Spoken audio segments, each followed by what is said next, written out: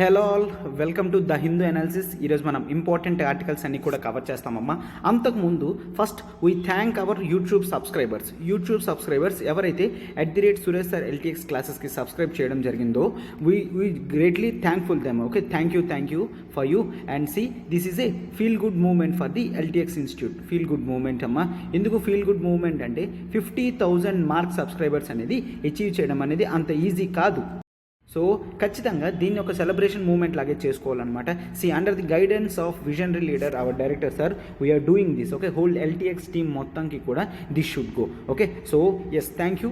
First మనం the Hindu అనాలిసిస్ని అంతా కూడా ఒకసారి క్లియర్గా చూడండి అమ్మా. Welcome to LTX classes. ఈరోజు మనం ద హిందూ అనాలిసిస్ డేట్ 20/04/2020 చూద్దాము. ఈరోజు ద హిందూ అనాలిసిస్ వస్తుంది. This is Srinivas. ఓకేనా? ఎస్. ఈరోజు మనం ఆర్టికల్స్ టు బి ఎక్స్ప్లోర్ చూడండి అమ్మా. ఇంపార్టెంట్ ఆర్టికల్స్ కూడా తీసుకోవడం అనేది జరిగింది అనమాట.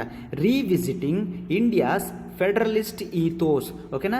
ఇది యాక్చువల్లీ ఒక పొలిటికల్ రిలేటెడ్ ఆర్టికల్ అయినా కూడా మనం ఎగ్జామ్ ఓరియంటెడ్లో దీన్ని క్రిటికల్గా చూడడం అనేది చేద్దాం. ఓకేనా? సో ఇండియాస్ ఫెడరలిస్ట్ ఇంపోజిషన్స్ ఏవైతే ఉన్నాయో అవన్నీ కూడా మనం బ్యాక్గ్రౌండ్తో చెక్ చేద్దాం. This comes under GS2 polity topic అనమాట. GS2 పాలిటీ టాపిక్ ఉంటుంది. And lessons from a letter అనమాట. This comes in a general way. ఇది SI టైప్స్లోనే వాటిలో యూజ్ అవుతుంది. And next time to set price distortions right. ఓకేనా? Yes, price distortions ఇవన్నీ కూడా ఆర్టికల్స్ అనమాట, ఫ్యూచర్ ఆర్టికల్స్. ఇవన్నీ కూడా మీరు వేరియస్ టాపిక్స్లో ఒకేసారి యూజ్ చేయొచ్చు అనమాట. And next tie up between Indian and foreign varsities అంటే యూనివర్సిటీస్ సింప్లిఫైడ్. ఇది ఒక ప్రొసీజరల్ మెషర్ ఈజ్ అనేది చేయడం జరిగింది. అండ్ మనం దీన్ని GS2లో ఇంటర్నేషనల్ రిలేషన్స్లో కూడా మనం జనరల్గా యూజ్ చేస్తామన్నమాట. ఇండియన్ లీడర్ ఇన్ ట్రెడిషనల్ మెడిసిన్లో ఇండియా అనేది లీడర్షిప్ రోల్లో ఉంటుంది అని ఎవరు చెప్పారు? WHO చీఫ్ అనేవాళ్ళు చెప్పడం జరిగింది. ఓకేనా? And non linkage of Aadhaar must not effect ration. ఓకేనా? Aadhaar card and next ration cards రెండు లింక్ చేయకపోతే అది ఎటువంటి ఛాన్సెస్ కూడా ఓకే నీకు రేషన్ కట్ చేస్తాము అని ఆ విధంగా ఉండకూడదు అని ఎవరు చెప్పారు? హైకోర్టు చెప్పడం అనేది జరిగింది అనమాట. And next war to test resilience of global financial system. ఓకేనా? ఈ వార్ అనేది గ్లోబల్ ఫినాన్షియల్ సిస్టమ్ రెసిలియన్స్ ఎంత ఉందో చూడడం కానీ చేస్తుంది అని చెప్తున్నారు. నెక్స్ట్ IMF ఏమోంచి ఇండియా గ్రోత్ని 8.2కి తగ్గించడం అనేది జరిగింది. ఎందుకంటే వార్ సిచ్యువేషన్ అనేది ఉంది కాబట్టి. ఓకేనా? సో ఇప్పుడు ఇంకా డిలే చేయొద్దు, మనం ఈ ఆర్టికల్స్ అన్నిటినీ కూడా నీట్గా 1 by 1 డిస్కస్ అనేది చేద్దాం. చూడండి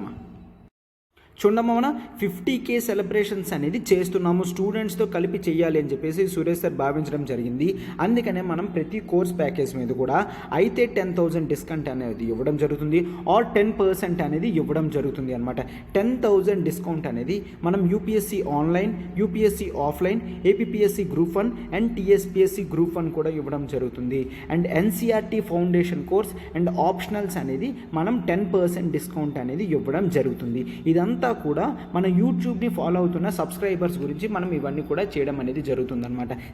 ఈ ఆఫర్స్ అన్నీ కూడా కేవలం 30th ఏప్రిల్ వరకు మాత్రమే వ్యాలిడిటీ అమ్మ. 30th ఏప్రిల్ వరకు మాత్రమే. ఆల్రెడీ ఫీజెస్ అనేవి రివైజ్ అవ్వాల్సింది. బట్ మనం 50,000 సబ్స్క్రైబర్స్ అనేది అచీవ్ చేయడం అనేది చాలా చిన్న టాస్క్ కాదు కాబట్టి ఆఫర్స్ అనేవి ఇవ్వడం జరుగుతుంది. ఎందుకంటే you would also feel that as we are part of the great institute LTX classes అని చెప్పి మీకు క్లియర్గా అర్థమవుతుంది అని. ఓకేనా? అండ్ చూడండి, UPSC ఆఫ్లైన్ వచ్చేసి మనం హైదరాబాద్, వైజాగ్, శ్రీకాకుళం ఈ 3 బ్రాంచెస్లో కూడా మనం ఆఫ్లైన్ యూనిట్స్ అనేవి ఉండడం జరిగింది. ఈ 3 బ్రాంచెస్ నుంచి కూడా ఒకసారి మీరు చూడండి, మీరు ఎప్పుడు కావాలంటే అప్పుడు మన యూట్యూబ్ని ఫాలో అవుతున్న ప్రతి సబ్స్క్రైబ్ కూడా free demo for 3 days. Okay, free demo for 3 days అనేది ఇవ్వడం జరుగుతుంది. Okay, free demo for 3 days అనేది ఇవ్వడం జరుగుతుంది. సో మీరు ఫస్ట్ క్లాసెస్కి అయితే వచ్చి క్లాసెస్ చూసి ఫస్ట్ మీరు క్లాసెస్ని ఎక్స్పీరియన్స్ కండమ్మా. ఓకేనా? ఫస్ట్ క్లాసెస్ అయితే మీరు ఎక్స్పీరియన్స్ చేయండి, ఆ తర్వాత మీరు ఒక డెసిషన్ అనేది తీసుకోవచ్చు. ఓకేనా? హైదరాబాద్, వైజాగ్, శ్రీకాకుళంలో ఉండడం అనేది జరిగింది. అండ్ నెక్స్ట్ UPSC ఆన్లైన్లో మనకి లైవ్ ప్లస్ రికార్డెడ్ క్లాసెస్ అనేవి మనకి చూస్తాము. ఓకేనా? లైవ్ ప్లస్ రికార్డెడ్ క్లాసెస్ అనేది కంప్లీట్గా మీకు వస్తుంది అనమాట. అంటే మీరు ఒక్క క్లాస్ మిస్ అయినా కూడా ఖచ్చితంగా దాని రికార్డెడ్ వీడియో అనేది వెంటనే చూడొచ్చు. మరొక double Dhamaka offer up to 30th April ఏంటి అంటే యూపీఎస్సీ ఆఫ్లైన్ తీసుకున్న వాళ్ళకి యూపీఎస్సీ ఆన్లైన్ కంప్లీట్గా కాంప్లిమెంట్ అనమాట. అండ్ నెక్స్ట్ ఇంకా యూపీఎస్సీ ఆన్లైనే కాకుండా APSC group 1 and TSPSC group 1 classes కూడా కంప్లీట్గా కాంప్లిమెంట్ కింద వస్తున్నాయి. మన ఫీజెస్ చూస్తే యూపీఎస్సీ ఆఫ్లైన్ ఎంతమ్మా 70,000 ఉండేది కాస్త కేవలం 60,000 మాత్రమే పెట్టడం జరిగింది. అండ్ యూపీఎస్సీ ఆన్లైన్ 60,000 కాస్త కేవలం 50,000 మాత్రమే పెట్టడం జరిగింది. And APSC group 1 TSPSC group 1 మాత్రం 45,000 కాస్త కేవలం 35,000 రూపీస్ కింద పెట్టడం అనేది జరిగింది. ఓకేనా. అండ్ ఎన్సీఆర్టీ ఫౌండేషన్ కోర్స్ మనం కేవలం 13,500 రూపీస్కి పెట్టడం జరిగింది. అండ్ ఆప్షనల్స్ కూడా మనం మార్కెట్లో 50,000 అట్లా ఉంటే మనం కేవలం 22,500కి పెట్టడం అనేది జరిగింది అన్నమాట.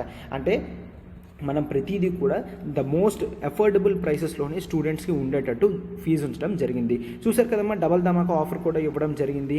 అండ్ నెక్స్ట్ మీరు యూపీఎస్సీ ఆన్లైన్ తీసుకుంటే మీకు ప్రిలిమ్స్ కానీ మెయిన్స్ ఆన్సర్ రైటింగ్ కానీ ఇవన్నీ క్లాసెస్ కూడా ఎస్ఐతో సహా క్లియర్గా డైలీ బేసిస్ మీద మనకి క్లాసెస్ అనేవి జరుగుతూనే ఉంటాయమ్మా. అండ్ మనము ఇక్కడ ఆప్షనల్స్ చూసుకుంటే ఆప్షనల్స్ మనం ఇప్పుడు నేను ఆప్షనల్ అనేది నా సబ్జెక్ట్ కాబట్టి డీల్ చేస్తున్నాను. ఆంథ్రోపాలజీ, ఓకే, ఆప్షనల్ ఆంథ్రోపాలజీ అని నేను డీల్ చేస్తాను.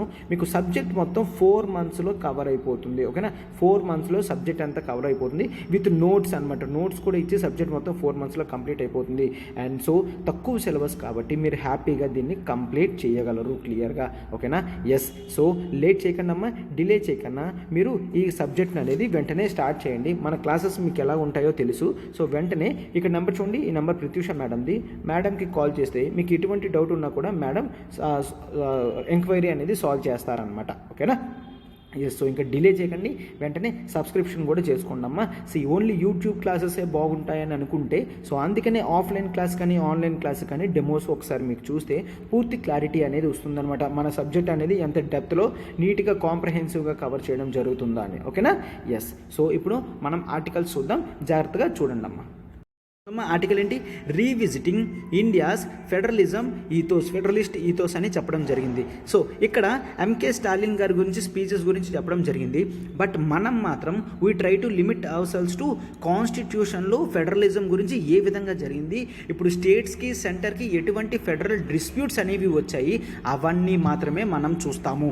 ఓకేనా. పొలిటికల్కి సంబంధించిన ఒక్క పాయింట్ కూడా నేను మెన్షన్ చేయను. బట్ జనరల్గా Tamil Nadu chief minister, Kerala chief minister అని మాత్రమే యూజ్ చేస్తారమ్మా. So I'm strictly limiting myself to only the concept of polity in UPSC CSE. ఓకేనా. పాలిటిక్స్లోకి నేను ఇన్వాల్వ్ అవ్వడం లేదు. Okay. Yes, first of all మనం ఇండియా అనేది తీసుకుంటే ఇండియా ఒక సెంట్రల్ గవర్నమెంటా? సార్ సెంట్రల్ గవర్నమెంట్ అంటే ఏంటి? Central unity or central or unity government అంటే కేవలం పవర్స్ అన్నీ కూడా సెంటర్ చేతుల్లోనే ఉంటాయి. నో. అయితే సార్ ఇండియా అనేది ఒక ఫెడరల్ కంట్రీయా? ఎందుకు? సెంట్రల్ ఆర్ యూనియన్ గవర్నమెంట్కి ఆపోజిట్లో ఫెడరల్ గవర్నమెంట్ అనేది ఉంటుంది. ఫెడరల్ గవర్నమెంట్లో పవర్స్ అనేవి ఏ విధంగా డిస్ట్రిబ్యూషన్ అవుతాయమ్మా? పవర్స్ అనేవి ఈక్వల్గా యూనియన్కి స్టేట్కి డివిజన్ అనేది జరుగుతుంది అన్నమాట. అంటే ఎవరి పవర్స్ వాళ్ళ దగ్గర ఉంటాయి. Central government power central government దగ్గర ఉంటుంది, స్టేట్ గవర్నమెంట్ పవర్ స్టేట్ దగ్గర ఉంటుంది అనమాట. దాన్నే మనం ఫెడరల్ ఫార్మ్ ఆఫ్ గవర్నమెంట్ అని అంటాము. అంటే ప్రతి అంటే యూనియన్ కానీ స్టేట్ కానీ వాళ్ళ పవర్స్కి రెస్పెక్ట్ అనేది ఇవ్వడం జరుగుతుంది. సో ఇలా ఉంటే ఫెడరల్ గవర్నమెంట్. సార్ అయితే ఇండియాలో ఫెడరల్ గవర్నమెంట్ ఉందా? నో. అయితే ఇండియాలో యూనియన్ గవర్నమెంట్ ఉందా? నో. ఇండియాలో మిక్స్డ్ ఫార్మ్ అనేది ఉంది. అంటే మనం both federal features and unitary features రెండు కూడా కలిపి చూస్తాము. Okay, federal features and unitary features కలిపి రెండు మనం చూస్తామన్నమాట. సో అందుకే దీన్ని కంబైన్డ్ ఫామ్గా ఇండియాలో పిలువబడుతుంది. కొన్ని ఇష్యూస్లో మనం ఫెడరలిజం అనేది ఫాలో అవుతాం, కొన్ని ఇష్యూస్లో లైక్ ఎమర్జెన్సీ టైంలో యూనిటరీ ఫార్మ్ ఆఫ్ గవర్నమెంట్ అనేది ఫాలో అవుతాము అని క్లియర్గా చెప్పడం అనేది జరిగింది. సో ఇది బ్యాక్గ్రౌండ్. అర్థమైంది కదమ్మా what is meant by federalism. ఎందుకు అంటే జనరల్గా ఫెడరలిజంలో ఏమవుతుంది, ఎవరు పవర్స్ వాళ్ళ దగ్గర ఉంటాయి, ఒకరు వేరొక పవర్స్లో చేయి చేసుకోవడం కానీ దూరడం కానీ ఎవరు కూడా చేయరు అనమాట. సో ఇలా చేస్తే సెంట్రల్ గవర్నమెంట్కి స్టేట్ గవర్నమెంట్కి డిఫరెన్సెస్ రావు బయట వరకు.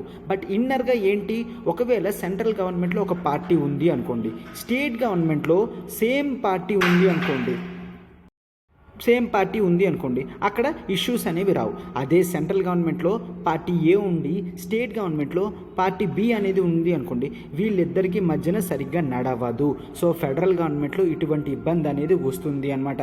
సో ఇండియాలో కూడా మనం ఇటువంటి ఇష్యూస్ అనేవి జనరల్గా చూస్తూనే ఉంటాం. సో ఇది ఫెడరలిజం. సో అయితే ఇప్పుడు ఆర్టికల్లో ఏం చెప్పడం జరిగింది అంటే, రీసెంట్గా వీళ్ళు ఏం చెప్తున్నారు, బీజేపీ వచ్చిన తర్వాత సౌత్ ఇండియన్ స్టేట్స్కి కాస్త అన్యాయం అనేది జరుగుతుంది అని క్లియర్గా చెప్పడం జరిగింది.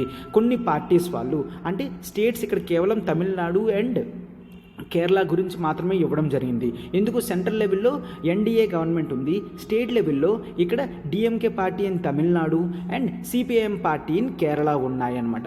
వీళ్ళు యాంటీ బీజేపీ లెడ్ మూవ్మెంట్ అనేది చేస్తున్నారు అని క్లియర్గా చెప్పడం అనేది జరిగింది అనమాట. వీళ్ళు ఏం చెప్తున్నారు ఒకసారి చూడండి అమ్మా. There should come to radical revolutionary political changes అనేవి రావాలి. రాడికల్ రెవల్యూషనరీ చేంజెస్ అనమాట. వీళ్ళు ఏం చెప్తున్నారు, రెవల్యూషనరీ చేంజెస్ అనేవి సొసైటీలో రావాలి. ఏ విధంగా, సొసైటీ అనేది ఫుల్గా ట్రాన్స్ఫార్మ్ అవ్వాలి. ఒకటి ఏంటి, to protect Dravidianism. Okay, are you getting?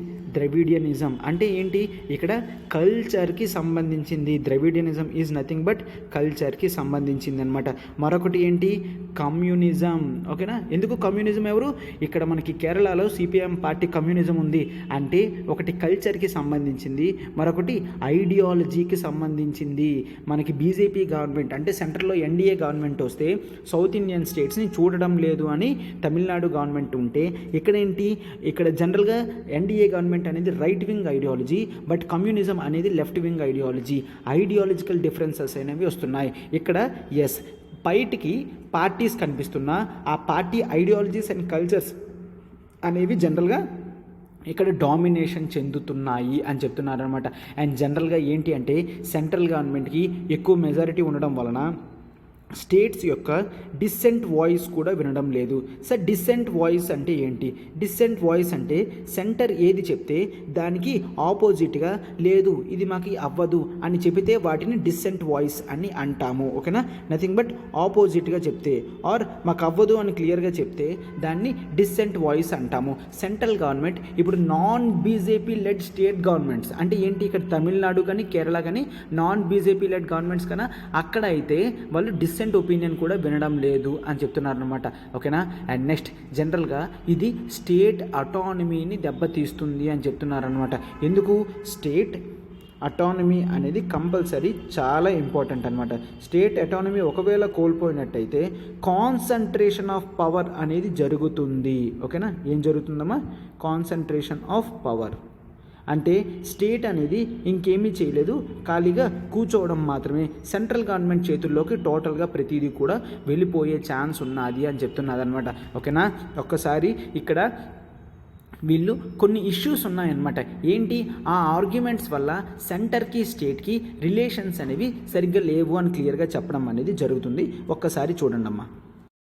ఒకవేళ మీకు ఫెడరల్ డిస్ప్యూట్స్ అన్నా ఇంకే డిస్ప్యూట్స్ అన్నా మీరు వీటిని ఇప్పుడు నేను చెప్పబోయే ఎగ్జాంపుల్స్ని మీరు రాసుకోవచ్చు. ఫెడరల్ డిస్ప్యూట్స్లో ఏంటంటే, first one they have raised as GST. Okay, GST tax structure అనేది రాకముందు స్టేట్ గవర్నమెంట్ వాళ్ళ స్టేట్స్లో వాళ్ళు ఇండైరెక్ట్ ట్యాక్సెస్ అనేవి వేసుకునేవారు. బట్ జిఎస్టీ వచ్చిన తర్వాత స్టేట్ గవర్నమెంట్కి ఆ స్కోప్ అనేది తీసివేయడం అనేది జరిగింది. ఓకేనా, ఇంతవరకు ట్యాక్స్ ల్యాబ్స్ కానీ రేట్ స్ట్రక్చర్స్ కానీ అవన్నీ కూడా స్టేట్ డిసైడ్ చేయడం జరిగేది. బట్ ఆఫ్టర్ జిఎస్టీ కౌన్సిల్ అనేది డిసైడ్ చేయడం జరుగుతుంది. అండ్ జిఎస్టీ కౌన్సిల్లో కూడా స్టేట్స్ యొక్క పూర్తి రోల్ అనేది పోవడం అనేది జరిగింది అని క్లియర్గా చెప్తున్నారు అనమాట. అండ్ జిఎస్టీలో ఏమవుతుంది, మనము జనరల్గా కాన్స్టిట్యూషనల్ ప్రిన్సిపల్స్ అనేవి చూస్తాము. ఏ విధంగా అంటే, ఎస్, ఫెడరలిజం అంటే ఫిస్కల్ ఫెడరలిజం అని అన్నప్పటికీ కూడా ఇక్కడ ఫిస్కల్ ఫెడరలిజం అనేది జిఎస్టీలో సర్వైవ్ అవ్వడం లేదు అని వీళ్ళు క్రిటికల్గా చెప్పడం అనేది జరుగుతుంది అనమాట. జిఎస్టీ వల్ల ఇన్ని ఇష్యూస్ అనేవి రావడం జరిగింది, అంటే సెంటర్ స్టేట్ రిలేషన్స్ అనేవి ఇబ్బంది అవ్వడం జరిగింది. అండ్ సెకండ్ వన్ ఏంటి అంటే, neat examination, all India wide neat examination అనేది తెస్తే పూర్ పీపుల్ ఎవరైతే, తమిళనాడు గవర్నమెంట్ ఆర్గ్యుమెంట్ ఏంటి అంటే, పూర్ పీపుల్ ఇక్కడ అంతంత ఇన్స్టిట్యూట్స్ అమౌంట్స్ అనేవి పే చేయలేరు. ఇన్స్టిట్యూట్ అమౌంట్ పే చేయకపోతే వాళ్ళు నీట్ సీట్ని అచీవ్ చేయలేరు. నీట్ సీట్ని అచీవ్ చేయకపోతే ఇంకా వాళ్ళు డాక్టర్స్ అనేవాళ్ళు అవరు. సో స్టేట్ గవర్నమెంట్ ఏమోంచి కొత్త హాస్పిటల్స్ కానీ అవి ఏవి కూడా కన్స్ట్రక్షన్ చేయలేవు, ఇబ్బంది అవుతుంది అనేసి. ఓకేనా, ఇప్పుడు ప్రతి ఒక్కరు కూడా నీట్ అనేది ఆల్ ఇండియా వైడ్ కండక్ట్ చేసే ఎగ్జామినేషన్ అనమాట. అటువంటిది ఖచ్చితంగా రాయాలి అని చెప్పడం జరిగింది. ఓకే, ఇక్కడ మళ్ళీ సెంటర్ స్టేట్ డిస్ప్యూట్స్ అనేవి రావడం జరిగింది. అండ్ ఆ తర్వాత మెయిన్ ఏంటి అంటే ప్లానింగ్ కమిషన్ని డిజాల్వ్ చేయడం జరిగింది. ఓకేనా, planning commission Narendra Modi government వచ్చిన వెంటనే ప్లానింగ్ కమిషన్ని తీసేయడం జరిగింది, రిమూవ్ చేయడం అనేది జరిగింది. సరే, ఇక్కడ ఏముండేది, ఇక్కడ జనరల్గా నేషనల్ డెవలప్మెంట్ కౌన్సిల్ అనేది ఉండేది. ఆ నేషనల్ డెవలప్మెంట్ కౌన్సిల్లో స్టేట్స్ ప్రమేయం అనేది ఎక్కువ ఉండేది, ఇక్కడ ఉండేది. బట్ ఇక్కడ జనరల్గా ప్లానింగ్ కమిషన్ తర్వాత మనకి ఏమొచ్చింది, నీతి ఆయోగ్ అనేది రావడం జరిగింది. ఓకేనా, నీతి ఆయోగ్ వాళ్ళు స్పెషలిస్ట్ బాడీ అని చెప్పుకున్నప్పటికీ కూడా అంత మేర ఊహించినంత రెస్పాన్స్ అనేది రాలేదు వాళ్ళ దగ్గర నుంచి అని కూడా క్లియర్గా చెప్పడం అనేది జరుగుతుంది అన్నమాట. ఓకేనమ్మా. నెక్స్ట్, ఫైనాన్స్ కమిషన్ కూడా చెప్పినవి సెంట్రల్ గవర్నమెంట్ పట్టించుకోవట్లేదు అని క్లియర్గా చెప్పడం జరిగింది. ఏంటి అంట, ఇక్కడ తమిళనాడు గవర్నమెంట్ ఎగ్జాంపుల్ అనేది ఇచ్చింది. ఏంటి, 14th ఫినాన్స్ కమిషన్ వాళ్ళు తమిళనాడు గవర్నమెంట్కి 2524 crore రూపీస్ అనేవి ఇవ్వండి అని చెప్పారు. ఎందుకు, తమిళనాడు వాళ్ళు పర్ఫార్మెన్స్ గ్రాంట్కి అర్హులు. ఓకే, చెప్పినవన్నీ కూడా చేశారు కాబట్టి వాళ్ళకి పర్ఫార్మెన్స్ గ్రాంట్ అనేది వస్తుంది. ఎంత, 2524 crores. బట్ సెంట్రల్ గవర్నమెంట్ కావాలా ఎంతవరకు, కేవలం 494. Okay, 494 point something. So 495 crore మాత్రమే ఇవ్వడం జరిగింది. ఓకేనా, అంటే 2524లో కనీసం 500 crores కూడా ఇవ్వలేదు. మిగిలినవి ఇంకా బాకీ ఉంచడం జరిగింది. వాళ్ళే మేము ఇంతవరకు యూటిలైజేషన్ సర్టిఫికేట్స్ కానీ అన్నీ కూడా పంపించడం జరిగింది. పెర్ఫార్మెన్స్ గ్రాంట్ ఇవ్వమని ఫినాన్స్ కమిషన్ చెప్పిన తర్వాత అయినప్పటికీ సెంట్రల్ గవర్నమెంట్ ఇవ్వడం లేదు అని చెప్తున్నారనమాట. అండ్ గవర్నర్స్ మీద కూడా ఇష్యూస్ అనేవి రావడం జరిగింది. అంటే ఏంటి, గవర్నర్ అనేవాడు ఒక పొలిటికల్ న్యూట్రల్ పొజిషన్లో ఉండాల్సింది పోయి సెంట్రల్ గవర్నమెంట్కి స్టేట్ గవర్నమెంట్కి సపోర్ట్ చేస్తే అది ఇన్స్టిట్యూషన్స్ యొక్క గ్రేట్నెస్ని దెబ్బతీస్తుంది అని జనరల్గా మనం చెప్తామన్నమాట. అండ్ ఎస్, ఈరోజు జనరల్గా తమిళనాడులో అండ్ సౌత్ స్టేట్లో కొంతవరకు కూడా కల్చరల్ ఇంపార్టెన్స్ అనేది ఉంటుంది. ఆ కల్చరల్ ఇంపార్టెన్స్ వలన మనము ఇదంతా కూడా చూస్తున్నాము, difference between centre state relations. And ఈ విధంగా మనం చూస్తామన్నమాట. ఎందుకంటే cultural differences, language differences, people activities differences వచ్చేసరికి అన్నీ కూడా ఒకేలాగా వెళ్ళవు. అండ్ నెక్స్ట్ అంతా కూడా మనము పొలిటికల్ న్యూసే ఉండడం జరుగుతుంది. అండ్ ఛాన్స్ అనేది వచ్చింది కాబట్టి మనకి సెంటర్ స్టేట్ రిలేషన్స్ ఇష్యూస్ అనేవి ఎప్పటి నుంచో ఉండడం అనేది జరిగింది అనమాట. అండ్ దానికి అనుగుణంగా అవి సాల్వ్ అవ్వాలని మనము ఏం తీసుకోవడం జరిగింది, కమిషన్స్ కూడా పెట్టడం అనేది జరిగింది. అందులో మనం చాలా ఇంపార్టెంట్ కమిషన్స్ అనేవి చెప్పుకునేది Sarkaria commission. Okay, Sarkaria commission and Punchhi commission. Sarkaria commission and Punchhi commission. Sarkaria commission recommendations కొన్ని చూడండి అమ్మా. స్టేట్కి కూడా తగు రాకన్నా మనం ఇంటర్ స్టేట్ కౌన్సిల్స్ అనేవి పెట్టడం జరిగింది. ఇప్పుడు మనం దాన్ని పర్మనెంట్ చేసి ఇంటర్ గవర్నమెంటల్ కౌన్సిల్ అనేది పెడితే మంచిది, ఆర్టికల్ 263 ప్రకారం. ఓకేనా, inter governmental council. So inter governmental council తర్వాత మనం ఏంటి, వేరియస్ స్టేట్స్ యాక్టివిటీస్ అన్నీ ఒక దగ్గర తీసుకొచ్చినప్పుడు స్టేట్స్కి సెంటర్కి ఏదైనా ఇష్యూస్ ఉంటే వాళ్ళు హ్యాపీగా మాట్లాడుకుంటారు అని. ఓకేనా, ఆల్ ఇండియా సర్వీసెస్ అనేవి మరింత స్ట్రెంథెన్ చెయ్యాలి అని చెప్పడం జరిగింది. అండ్ నెక్స్ట్, రెసిడ్యూరీ పవర్స్ అన్నీ ఇంతవరకు కేవలం పార్లమెంట్ చేతుల్లో మాత్రమే ఉండేది. ఓకేనా, సో వీళ్ళు రికమెండేషన్ ఇచ్చారు సర్కారీ commission, residuary powers related to taxation మాత్రమే పార్లమెంట్కి ఇవ్వాలి అండ్ మిగిలిన రెసిడ్యూ పవర్స్ అన్నీ కూడా స్టేట్ గవర్నమెంట్కి ఇవ్వాలి అని క్లియర్గా వీళ్ళు సర్కారియా కమిషన్ వాళ్ళు చెప్పడం జరిగింది అనమాట. అండ్ ఒకవేళ ఎప్పుడైనా స్టేట్ నుంచి ప్రెసిడెంట్కి బిల్ అనేది పంపిస్తే బిల్ అనేది ఖచ్చితంగా సమ్ విత్ హోల్డ్ చేసేటకు. ఓకే అంటే జనరల్గా విత్ హోల్డ్ చేశారు అనుకోండి, నేను సంతకం పెట్టను అని, దానికి రీజన్స్ అనేవి ప్రెసిడెంట్ ఖచ్చితంగా స్టేట్ గవర్నమెంట్కి చెప్పి తీరాల్సిందే అని చెప్తున్నారు. అండ్ నెక్స్ట్, జోనల్ కౌన్సిల్స్ ఏవైతే ఉన్నాయో వాటిని ఎస్టాబ్లిష్ చేయాలి అని చెప్తున్నారు అనమాట. జోనల్ కౌన్సిల్స్ ఉన్న చోట ఎస్టాబ్లిష్మెంట్ అనేది క్లియర్గా జరగాలి అని చెప్తున్నారు అనమాట. అండ్ నెక్స్ట్, కాంకరెంట్ సబ్జెక్ట్లో ఏదైనా ఉంటే ఒకసారి చూడమ్మా.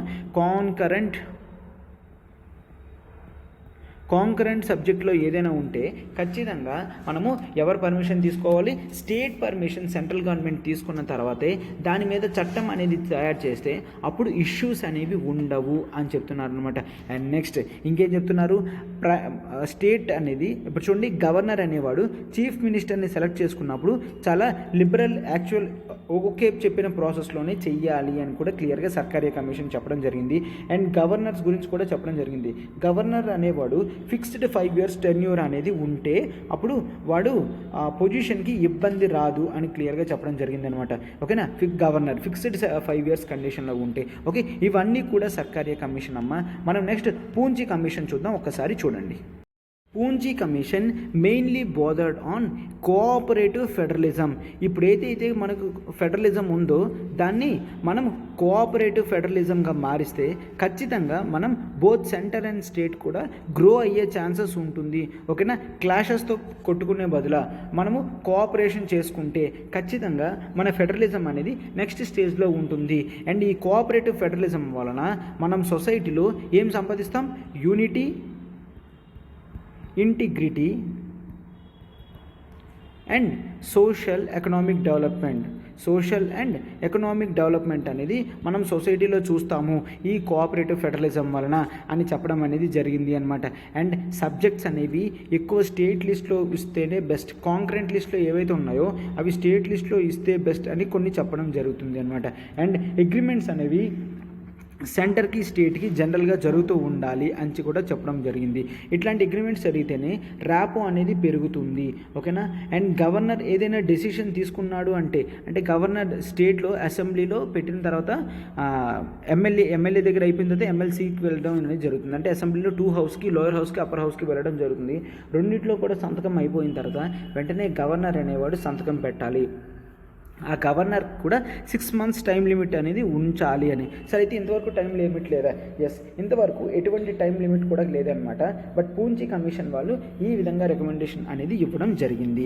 ఓకేనా, ఎస్. సో ఇది అమ్మ ఇంపార్టెంట్ ఆర్టికల్. మనం పూర్తిగా ఇన్ డీటెయిల్గా ఈ ఆర్టికల్ గురించి చెప్పడం జరిగింది. హార్డ్లీ సర్కారీ కమిషన్ గురించి ఒక 3-4 లైన్స్ చూసుకోండి, పూంచి కమిషన్ నుంచి ఒక 4-5 రికమెండేషన్స్ అనేవి చూసుకుంటే మనకు క్లియర్గా సరిపోతుంది అనమాట. అండ్ వీళ్ళు ఏం చెప్పడం జరిగింది, కొత్త all India services like health కానీ, ఎడ్యుకేషన్ కానీ, ఇంజనీరింగ్ కానీ, జ్యుడిషియరీ కానీ ఇవన్నీ కూడా క్లియర్గా పెరగడం అనేది జరిగింది అని చెప్తున్నారు అనమాట. ఎస్, ఇదమ్మా ఆర్టికల్ మనం పూర్తిగా డీటెయిల్గా కవర్ చేయడం అనేది జరిగింది. సో మనం నెక్స్ట్ ఆర్టికల్లోకి వెళ్తున్నాం, చూడండి అమ్మా. నెక్స్ట్ ఆర్టికల్ చూడండి అమ్మా, లెసన్స్ ఫ్రమ్ ఏ లెటర్. ఇది మనకి ఏ ఎగ్జామ్లో కూడా డైరెక్ట్గా యూజ్ అవ్వదా అంటే ఏ ఎగ్జామ్లో కూడా డైరెక్ట్గా యూజ్ అవ్వదు. బట్ ఇటువంటివి మనకు చదివితే మనకి ఎస్, ఇండియాలో ఎంతమంది గొప్ప పర్సన్స్ అనేవాళ్ళు ఫ్రీడమ్ టైంలో ఎటువంటి రోల్ ప్లే చేశారు అనేది మనకు తెలుస్తుంది అనమాట. ఇక్కడ ఈ లెఫ్ట్ సైడ్లో ఉన్న వ్యక్తి నంబియార్, ఏసిఎన్ నంబియార్ అనమాట. అండ్ ఎస్, ఆర్టికల్ ఎవరు రాశారమ్మా, బాలచంద్రన్. ఇతను former special secretary to the cabinet secretariat అనమాట. ఇతని ఏసిఎన్ నంబియార్ గురించి ఇతను చాలా స్టోరీస్ అనేవి తెలుసుకొని బుక్స్ కూడా రాయడం అనేది జరిగింది. ఓకేనా, ఇక్కడ అతను ఓన్ పర్సనల్ వ్యూస్ అనేవి పెట్టడం జరిగింది అనమాట. అయితే ఇక్కడ చూస్తే ఈ నంబియార్ ఎవరు, ఈ నంబియార్ జనరల్గా మీరు చూసుకుంటే 1927లో మీరు జనరల్గా అంటే స్టోరీ అనేది అక్కడ ఓపెన్ చేశారు. జవహర్లాల్ నెహ్రూకి, ఇందిరాగాంధీకి అతను ఒక క్లోజ్ ఫ్రెండ్ లాంటి వారు. అంటే మనకి అతని స్టేటస్ ఏంటో మీకు అర్థమైంది, అతను ఒక ఫ్యామిలీ ఫ్రెండ్ లాంటి వాళ్ళు. ఇందిరాగాంధీ అండ్ జవహర్లాల్ నెహ్రూ గారు అతన్ని నాను అని పిలిచేవారు అనమాట. అండ్ నెహ్రూ ఏమోంచి ఇండిపెండెన్స్ వచ్చిన తర్వాత అతన్ని 1947 తర్వాత స్వీడన్కి, వెస్ట్ జర్మనీకి అతన్ని అంబాసిడర్ కింద చేయడం అనేది జరిగింది. స్వీడన్కి అండ్ వెస్ట్ జర్మనీకి అంబాసిడర్ కింద చేయడం అనేది జరిగింది. తర్వాత అతను 1958లో తను జర్నలిస్ట్ కింద అవ్వాలి అని చెప్పేసి ఆ పొజిషన్ని వదిలేయడం అనేది జరిగిందనమాట. అండ్ 1933లో కూడా అతను సుభాష్ చంద్రబోస్ గారు అతనికి ఫేవరెట్గా ఎవరైనా ఉన్నారు హోల్ యూరోప్లో అంటే అతను ఏసిఎన్ నంబియార్ గారు మాత్రమే. ఓకే, హిట్లర్ కూడా అతన్ని బయటికి పంపించడం అనేది జరిగింది, జైల్లో కూడా పెట్టడం అనేది జరిగింది. అంటే ఇక్కడ ఇతనికి సపోర్ట్ చేస్తున్నారని హిట్లర్ వాళ్ళు కూడా యాంగర్ అవ్వడం అనేది జరిగింది అనమాట. బోస్ మళ్ళీ అతన్ని 1942లో బెర్లిన్కి తీసుకొని రావడం జరిగింది. అండ్ అతను బోస్ గారు ఏదైతే స్టార్ట్ చేశారో ఇండియన్ నేషనల్ ఆర్మీ, దాని గురించి అక్కడ యూరోప్లో ఉన్నంత వరకు జర్మనీలో వాళ్ళకి మనకి హెల్ప్ అనేది చేసేవారు అనమాట. And he's the person second world war టైంలో అతన్ని 1945 నుంచి 47 వరకు జైల్లో ఉంచడం అనేది జరిగింది. ఓకేనా. సూన్ ఆఫ్టర్ దట్ ఇతన్ని రిలీజ్ చేయించి ఇండియాకి తీసుకొని రావడం అనేది జరిగింది అనమాట. అండ్ ఇందిరాగాంధీ గారికి నంబియార్ గారికి చాలా రిలేషన్స్ అనేవి ఉన్నాయి. ఓకేనా. ఫ్యామిలీ ఫ్రెండ్స్ లాంటి వాళ్ళు అనమాట. ఎప్పుడైతే ఇందిరాగాంధీ గారు 1984లో చనిపోయారో అప్పుడు ఆ తర్వాత ఇతను కూడా ఆ షాక్ని తట్టుకోలేకపోయారనమాట. ఎంత క్లోజ్గా ఉండేవారు అంటే ఇందిరాగాంధీ గారికి ఫుడ్ హౌస్ నుంచి వచ్చేటట్టే ఇతనికి కూడా సేమ్ హౌస్ నుంచి ఫుడ్ అనేది పంపించేవారు అనమాట. అంత ఫ్రెండ్లీ ఫ్యామిలీ రిలేషన్గా ఉండేవారు. సో అండ్ 1984లో ఇందిరాగాంధీ గారు చనిపోయిన వెంటనే 1986లో ఇతను కూడా చనిపోవడం అనేది జరిగింది. ఓకేనా. అండ్ ఇతను మెయిన్ ఇంట్రెస్ట్ ఏంటి అంటే ఈ జర్నలిజం స్టార్ట్ చేసిన తర్వాత యూరోప్లో ఉన్న వాళ్ళ ఫ్రెండ్స్ వాళ్ళు ఎప్పటికప్పుడు తనకి లెటర్స్ అనేవి రాసేవాళ్ళు. ఇతన్ని ఒక రివిజనిస్ట్ హిస్టోరియన్ అని అనేవారు అనమాట. రివిజనిస్ట్ హిస్టోరియన్ అంటే ఏంటి అంటే అతను నార్మల్ హిస్టోరియన్ మాత్రమే కాదు, క్లియర్గా అనాలిసిస్ చేసి దాన్ని గైడ్ కూడా చేయగలరు అని రివిజనిస్ట్ హిస్టోరియన్ అని కూడా అంటారనమాట. అండ్ బ్రౌన్ అనే వ్యక్తి ఇతనికి ఎక్కువ లెటర్స్ రాసేవారు నంబియార్ గారికి.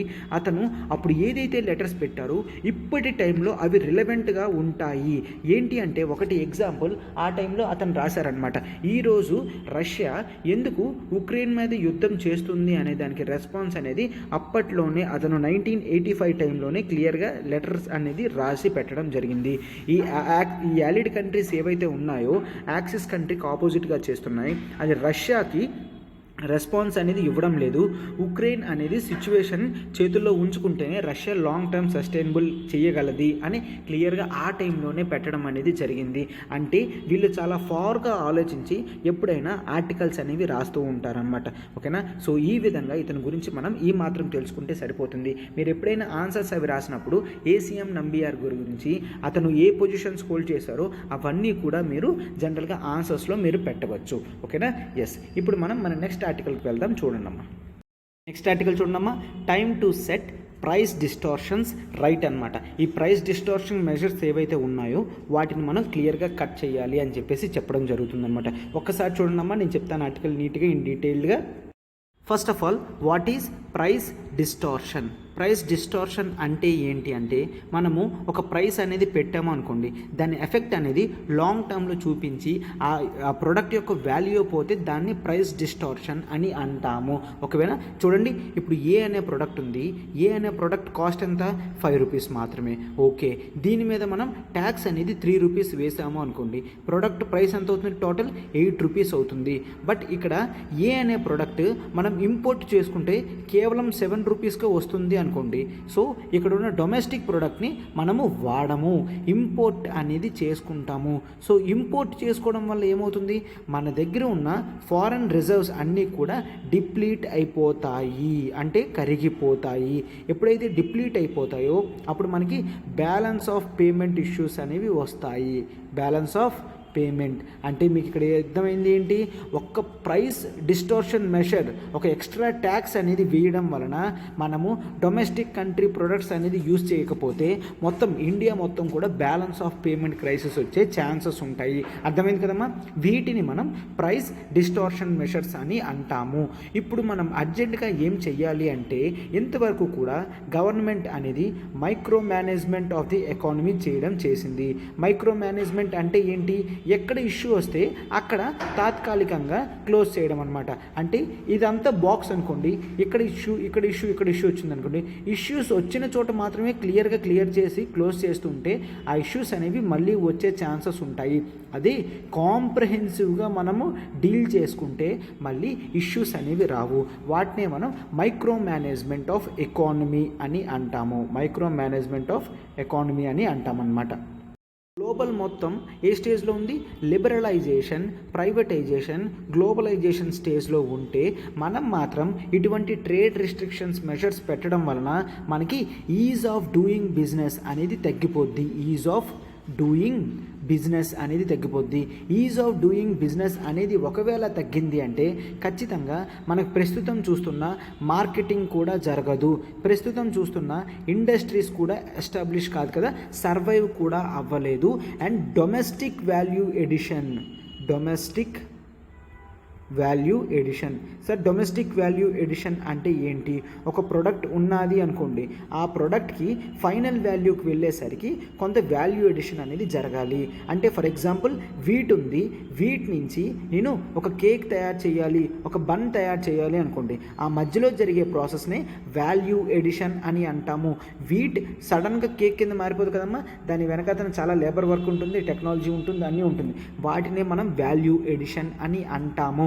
ఒకవేళ మనకి poor is of doing business ఉంది అంటే మన డొమెస్టిక్ వాల్యూ ఎడిషన్ అనేది తగ్గిపోతుంది. మన డొమెస్టిక్ వాల్యూ ఎడిషన్ అనేది తగ్గిపోతే మనకి ఎంప్లాయ్మెంట్ ఆపర్చునిటీస్ అనేవి తగ్గిపోతాయి, ఎంప్లాయ్మెంట్ అనేది తగ్గిపోతుంది. ఎంప్లాయ్మెంట్ అనేది తగ్గిపోతే ఇన్కమ్ కూడా తగ్గిపోతుంది. ఇన్కమ్ అనేది తగ్గిపోతే ప్రైసెస్ స్పెండ్ చేయడానికి ప్రజల దగ్గర డబ్బులు ఉండవు. స్పెండింగ్స్ అనేవి తగ్గిపోతే ఏమవుతుంది? ఆటోమేటిక్గా ఎకానమీలో ఉన్న ప్రొడక్ట్ ప్రైసెస్ అన్నీ కూడా ఫాలో అయిపోతాయి. స్పెండింగ్ తగ్గిపోతే డిమాండ్ తగ్గిపోతుంది, డిమాండ్ తగ్గిపోతే ఆటోమేటిక్గా ఉన్న ప్రైసెస్ ప్రొడక్ట్స్ అన్నీ కూడా తగ్గిపోతాయి. సో దీనివల్ల ఉపయోగం ఏమి ఉండదు, ఎలా చెప్తున్నారనమాట. సో మనము రిఫార్మ్స్ అనేవి తీసుకొని రావాలి. Yes, this is Covid times. So situations అన్నీ కూడా మనం జాగ్రత్తగా పరిశీలించి మనము టోటల్ ఫుల్ ఫ్లెడ్జ్డ్ మెషర్స్ అనేవి తీసుకోవాలి అని క్లియర్గా చెప్పడం అనేది జరుగుతుందన్నమాట. ఎగ్జాంపుల్స్ కూడా ఇవ్వడం జరిగింది ప్రైస్ డిస్టోర్షన్ మెషర్స్ మీద. లైక్ పెట్రోల్ అండ్ డీజిల్ అనేది మనకి అవుట్ ఆఫ్ జిఎస్టీ అనేది ఉంది. Okay fine, out of GST ఉంది. సో స్టేట్స్ అనేవి వేరియస్ ట్యాక్సెస్ అనేవి వేయడం అనేది జరుగుతుంది. ఇక్కడ జనరల్గా ఏం చెప్తున్నారంటే ఇక్కడ డీజిల్ వెహికల్స్ మీద ట్యాక్సెస్ అనేవి తక్కువ ఉన్నాయి, పెట్రోల్ వెహికల్స్ మీద ట్యాక్సెస్ అనేవి ఎక్కువ ఉండడం వలన స్టార్టింగ్ ప్రజలందరూ కూడా పెట్రోల్ ప్రైసెస్ పెంచిన వెంటనే డీజిల్ వెహికల్స్కి వెళ్ళడం అనేది జరిగింది. ఒకవేళ డీజిల్ వెహికల్స్ అందరూ కూడా యూసేజ్ అనేది పెరిగిన తర్వాత డీజిల్ ప్రైసెస్ కూడా ఆటోమేటిక్గా పెరిగి ఇప్పుడు పెట్రోల్కి డీజిల్కి డిఫరెన్స్ అనేది లేకుండా జరిగిపోయింది. ఒకప్పుడు పెట్రోల్కి డీజిల్కి చాలా డిఫరెన్స్ అనేది ఉంది. ఇప్పుడు ఈరోజు పెట్రోల్కి డీజిల్కి అసలు డిఫరెన్స్ కూడా లేకుండా జరిగిపోయింది. అండ్ ఇక్కడ కూడా ఏం చెప్తున్నారంటే ఒకవేళ నిజంగా పెట్రోల్ డీజిల్నే 28% స్లాబ్ హయ్యెస్ట్ రేట్లో తెచ్చినప్పటికీ కూడా మన పెట్రోల్ ప్రైస్ అనేది 60 రూపీస్ మాత్రమే ఉంటుంది. ఓకేనా, 28%లో పెట్టినా అంటే మనం దానికన్నా ఎక్కువ ప్రైసెస్ అనేవి పెడుతున్నాం. అందుకే సమ్వేర్ అరౌండ్ 120లో ఉంది, 110 to 120లో వేరియస్ ప్లేసెస్లో పెట్రోల్ ప్రైస్ అనేది ఉందన్నమాట, డబల్ ఉంది. సో ట్యాక్సెస్ అనేవి తగ్గిస్తే పెట్రోల్ ప్రైసెస్ తగ్గుతుంది. పెట్రోల్ ప్రైసెస్ అనేవి తగ్గితే మనకి మూవ్మెంట్ అనేది పెరుగుతుంది. మూవ్మెంట్ అనేది పెరిగితే ప్రొడక్ట్స్ అనేవి ట్రాన్స్మిషన్ ఛార్జెస్ అనేవి తగ్గుతాయి. ఆ ప్రొడక్ట్స్ ట్రాన్స్మిషన్ ఛార్జెస్ అనేవి తగ్గితే total prices of the product కూడా తగ్గుతుంది. అంతే కదమ్మా. ఇప్పుడు 100 ప్రొడక్ట్స్ ఉన్నాయి, 100 ప్రొడక్ట్స్ ఒక ప్లేస్ నుంచి ఇంకో ప్లేస్ మార్చడానికి 100 రూపీస్ అనుకోండి. సో ఇక్కడ ప్రతి ప్రొడక్ట్ మీద కూడా ఖచ్చితంగా 1 రూపీ వేస్తారు. ఆ ప్రొడక్ట్ కాస్ట్ 20 రూపీస్ అనుకోండి. ఇప్పుడు ఈ ట్రావెలింగ్ ఛార్జ్ 1 రూపీ వేసి 21 రూపీస్కి అమ్ముతారు, అవునా కదా. సో ఒకవేళ ట్రావెలింగ్ ఛార్జెస్ 100 రూపీస్ కాకుండా కేవలం 10 రూపీస్ అయితే ప్రొడక్ట్ వాల్యూ 20 + 0.1 అంటే లెస్ దాన్ 21 రూపీస్కి వాళ్ళు సేల్ చేయడం అనేది జరుగుతుంది. అండ్ మరొకటి ఎగ్జాంపుల్ కూడా ఇవ్వడం జరిగింది. ఏంటంట, కోల్ ఉంది, కోల్ మీద వాళ్ళు ఏం చేశారు 400 రూపీస్ పర్ టన్ మీద 400 రూపీస్ సెస్ ఆర్ లెవీ అనేది వేయడం జరిగింది.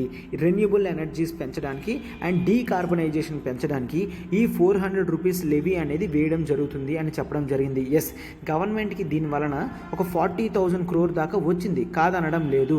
బట్ దాని రెస్పాన్స్ ఏ విధంగా ఉంది? ఈ 40,000 crore రావడం కాదు, ప్రైసెస్ అనేవి పెరగడం వలన మనం జనరల్గా ఏం చూస్తాము, ఈ ప్రైసెస్ ఎవరికి షాక్ తగిలింది? 400 రూపీస్ పెంచడం వలన స్టేట్ డిస్కామ్స్కి ఎలక్ట్రిసిటీ ఛార్జెస్ కూడా ఖచ్చితంగా పెరిగిపోతాయి. ఎలక్ట్రిసిటీ ఛార్జెస్ పెంచలేరు కాబట్టి స్టేట్ మీద బర్డెన్ పెరిగిపోతుంది, అవునా కాదా. స్టేట్ మీద బర్డెన్ పెరిగిపోతుంది. అండ్ ఈ కోల్ అనేది రైల్వేస్లో కూడా యూజ్ చేస్తారు. సో ఇప్పుడు రైల్వేస్ కూడా ఎక్కువ పెట్టి కొనుక్కోవాలి. నార్మల్ ప్రజలకి ఛార్జెస్ ఎక్కువ చేయలేవు కాబట్టి క్రాస్ సబ్సిడైజేషన్ చేస్తుంది.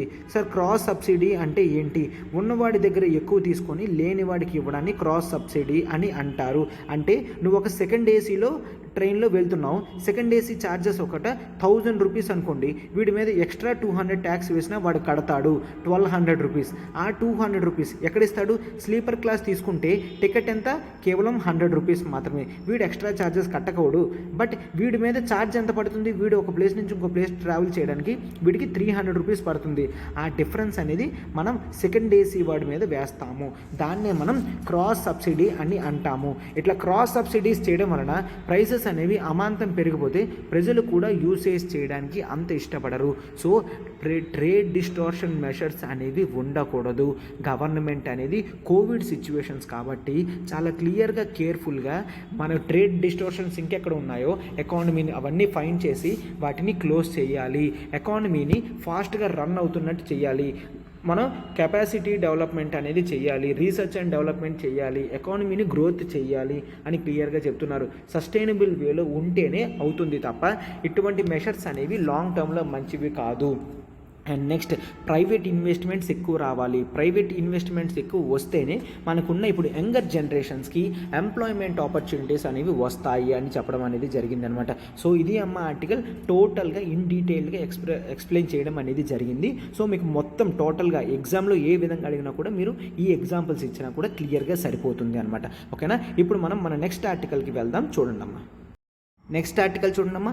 టై up between Indian and foreign varsities simplified. ఓకేనా? ఎస్, ఇది అర్థం కావాలంటే ఫస్ట్ మనం ఇండియాలో యూనివర్సిటీస్ని ఎవరు కంట్రోల్ చేస్తున్నారు ఏంటి అనేది చూస్తే మనకు క్లారిటీగా అర్థమైంది అనమాట. సో ఇప్పుడు ఒకసారి చూడండమ్మా. యూనివర్సిటీస్ లిస్ట్ అవన్నీ కూడా యూనివర్సిటీస్ కంట్రోలింగ్ కానీ రెగ్యులేషన్స్ కానీ అవన్నీ ఇండియాలో ఎవరు చేస్తున్నారు? UGC, universities grant commission. ఇది ఒక స్టాట్యూటరీ బాడీ. ఫస్ట్ దీని ఆరిజిన్ అనేది చూద్దాం. పోస్ట్ ఆఫ్టర్ ఇండిపెండెన్స్ 1947లో మనకి ఇండిపెండెన్స్ వచ్చిన తర్వాత ఓకే లోయర్ ఎడ్యుకేషన్ చాలా తక్కువ ఉంది, దాని మీద క్లియర్ కట్ రూల్స్ అనేవి తీసుకొచ్చారు. అయితే మనము ఏం చేయాలి, హయ్యర్ ఎడ్యుకేషన్కి ఏం చేయాలి అని 1948లో ఒక కమిషన్ అనేది వేయడం జరిగింది. దాన్నే యూనివర్సిటీ ఎడ్యుకేషన్ కమిషన్ అని అన్నారు. ఓకే, ఏంటది? University education commission, university education commission అనమాట. దీనికి హెడ్గా ఎవరున్నారమ్మా? అప్పటి vice president doctor S Radhakrishnan.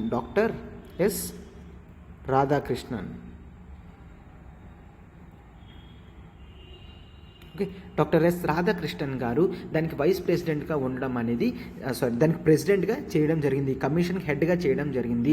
ఇతను ఈ కమిషన్కి ఏం చెప్పారు? ఇండియన్ యూనివర్సిటీస్ అనేది ఏ విధంగా డిజైర్ అవ్వాలి, ఫ్యూచర్ నీడ్స్ని యాస్పిరేషన్స్ని కంట్రోల్ చేయాలంటే మనం ఏం చేయాలి అంటే ఈ కమిషన్ యూజీసీ గురించి రికమెండ్ చేయడం జరిగింది. మనము యూనివర్సిటీ గ్రాంట్స్ కమిషన్ ఒక బాడీ పెడదాము, ఆ బాడీ ఇండియన్ యూనివర్సిటీస్ని చూసుకుంటుంది అని క్లియర్గా చెప్పడం అనేది జరిగింది. అండ్ ఆ తర్వాత మనము 1956లో దీనికి తగ్గట్టుగా ఒక యాక్ట్ అనేది పాస్ చేసాం. దాన్ని యూజీసీ యాక్ట్. అందుకే అన్నాను కదమ్మా ఇది ఒక స్టాట్యూటరీ బాడీ అని. స్టాట్యూటరీ బాడీ అంటే అర్థం ఏంటి? ఒక చట్టం నుంచి ఏదైనా వస్తే దాన్ని మనం స్టాట్యూటరీ బాడీ అని అంటామన్నమాట. అంటే యూజీసీ యాక్ట్ 1956 నుంచి ఈ యూనివర్సిటీ గ్రాంట్ కమిషన్ అనేది రావడం జరిగింది. దేనికి? To coordinate. ఇది జాగ్రత్తగా చూసుకున్నామా, ఎగ్జామ్స్లో ఇలాంటివి డైరెక్ట్గా అడగడం అనేది జరుగుతుంది. To coordinate and to determine and maintenance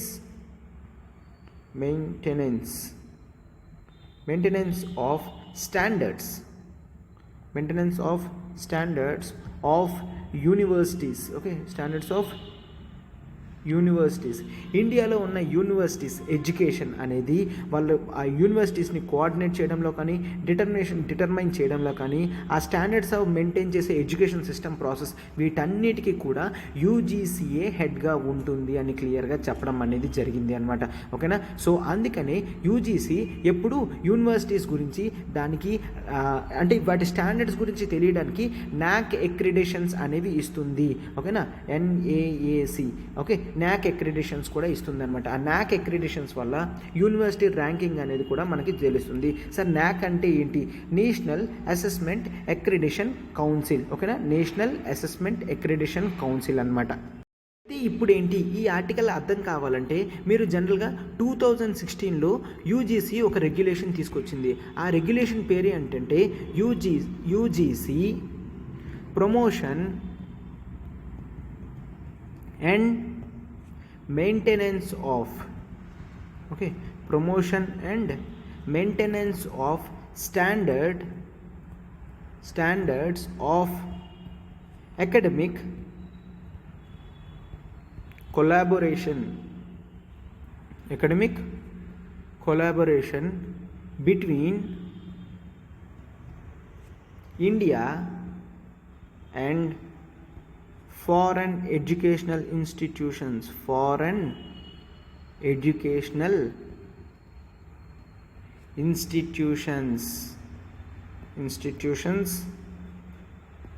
regulations 2016 అంటే ఇది ఒక రెగ్యులేషన్ ఇవ్వడం జరిగింది.